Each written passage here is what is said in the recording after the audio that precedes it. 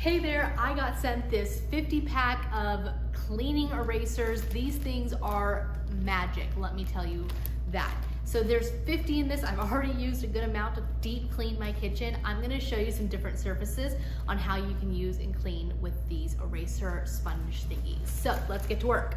Step one, just kind of water it down. The ultimate test, all right? My bumper, somebody rammed into me and it's been discolored since. So let's try it.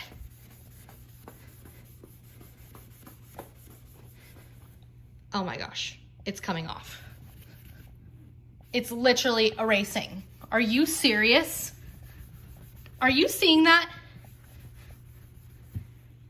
Okay, I'm not crazy. Look, I've had this on my car forever, gone through the car washes and it won't come off. But now it's coming off with a sponge?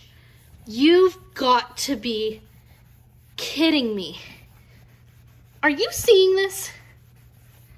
I almost went to the car detailer to have this whole thing waxed and buffed, and it just did it on its own.